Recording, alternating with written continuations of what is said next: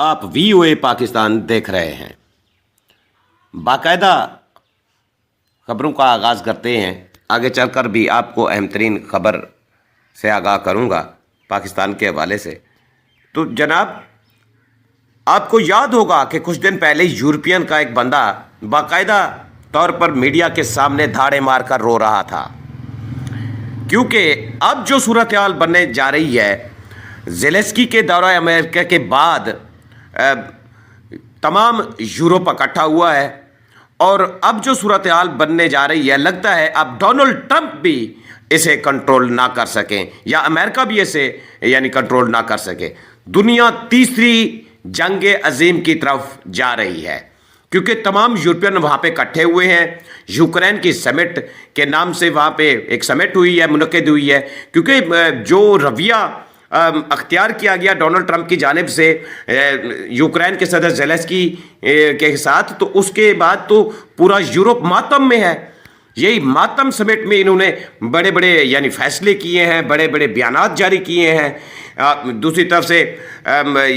یوں کہوں کہ بڑا سٹینڈ لینے کی کوشش اب کی جا رہی ہے۔ تو لگتا ہے آنے والے دنوں کے لیے دنیا تیسری جنگ عظیم کی طرف جا رہی ہے، دنیا میں بڑے پیمانے پر تباہی ہونے جا رہی ہے۔ لیکن دوسری طرف امریکہ ہے کہ ڈونلڈ ٹرمپ صاحب نے جو لائن لی ہے، اب اس نے بھی واضح کر دیا ہے کہ جو یوکرین کی جنگ بندی رشیا کے ساتھ ہوگی، وہ ان کی ٹرم آف کنڈیشن کے مطابق ہوگی، یعنی ان کی شرائط کے مطابق ہوگی، کسی اور کی شرائط قابل قبول نہیں ہوگی۔ یعنی یہ جو یورپین ہیں، یہ چاہتے ہیں کہ ان کی شرائط کے مطابق ہی جنگ بندی پر عمل کیا جائے، ورنہ یہ سارے پہلے جس طریقے سے انہوں نے مل کر یورپ مل کر رشیا کو گھیر رہا تھا، اب ٹرمپ نے سب کو ننگا کر دیا ہے۔ اس کے بعد اب یہ دوبارہ سے ایکٹیو ہوئے ہیں جناب، ایکٹیو ہو رہے ہیں، اور یہ کوشش کر رہے ہیں کہ کسی نہ کسی طریقے سے دوبارہ ایسی جنگ کا آغاز کر دیں کہ جس سے پیچھے ہٹنا بھی مشکل ہو۔ اب امریکہ کے لیے یہ سب جو ہے مسئلہ ہے، کیونکہ اب ڈونلڈ ٹرمپ صاحب چاہتے ہیں کہ کسی نہ کسی طریقے سے یہ جنگ ختم ہو۔ دوسرا یورپ ہے، یہ جنگ کو بڑھاوا دینا چاہتے ہیں۔ تو اس سلسلے میں زیلنسکی جناب برطانیہ پہنچے تھے، اس کے بعد یہ سمٹ منعقد ہوئی۔ یہ خبریں بھی ملی ہیں کہ زیلنسکی کی شہزادہ چارلس سے بھی ملاقات ہوئی ہے۔ برطانیہ کے دورے کے بارے میں ڈونلڈ ٹرمپ کا جو دورہ ہونا ہے، اس کے حوالے سے بھی بات ہوئی ہے۔ تو وہاں تو برطانیہ کے وزیر اعظم کیئر سٹارمر نے جو ہے واضح کر دیا ہے کہ وہ ایسا کوئی، آپ کو یاد ہوگا کہ وہ کچھ دن پہلے امریکہ کا خود دورہ کر کے کیئر سٹارمر واپس آئے ہیں، تو اب انہوں نے کہا ہے کہ ایسی قسم کا میں کوئی بیان نہیں جاری کروں گا، لیکن جو یہ یورپین کنٹریز کا کٹ ہوا ہے، اس میں یوکرین کے حوالے سے اس میں جو ہے وہ سب سے اول ہیں، کیئر سٹارمر پہلے نمبر پر ہیں۔ اب یورپ جناب ایک بڑی جنگ کے سلسلے میں جا رہا ہے، دنیا تیسری جنگ عظیم کی طرف جا رہی ہے، لگتا ایسے ہی ہے، یہ تو آنے والے وقت میں پتہ چلے گا۔ لیکن دوسری طرف ڈونلڈ ٹرمپ نے بھی واضح کر دیا ہے کہ جو $300 ملین خرچ کیے اس نے یوکرین میں، اس کا پائی حساب بھی وہ لے سکتے ہیں۔ تو اس حوالے سے اگر برطانیہ کسی قسم کا قدم اٹھاتا ہے، تو اس حوالے سے بھی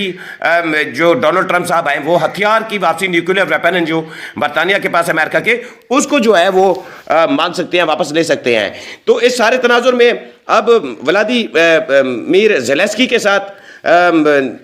ترکی کے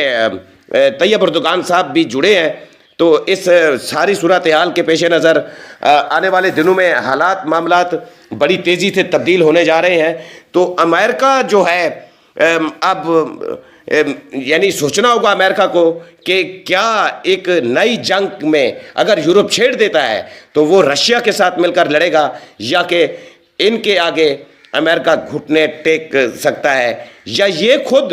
ڈونلڈ ٹرمپ کی ایسی چال میں یہ پھنس سکتے ہیں کہ یہ بجائے کسی سے کیونکہ آپ کو پتہ ہے کہ ڈونلڈ ٹرمپ ہو یا امریکہ، ان کے بغیر تو یورپ کو کسی کے ساتھ کوئی معاملات طے نہیں کر سکتا، کوئی جنگ نہیں، کیونکہ اب خبر ہے کہ یوکرین کی جنگ کی وجہ سے ڈونلڈ ٹرمپ پر جو حملہ ہوا، تو عالمی اسٹیبلشمنٹ تو بالکل جڑی ہوئی ہے. یعنی ڈونلڈ ٹرمپ کو امریکہ میں جو اسٹیبلشمنٹ ہے اس کا بھی سامنا کرنا پڑ رہا ہے, کیونکہ اس کو زیادہ خطرہ یورپ سے نہیں ہے, لگتا ہے کہ اندرونی اسٹیبلشمنٹ سے ہے جو امریکہ کی اسٹیبلشمنٹ ہے. مزید آنے والے دنوں میں جو بھی حالات ہوں گے آپ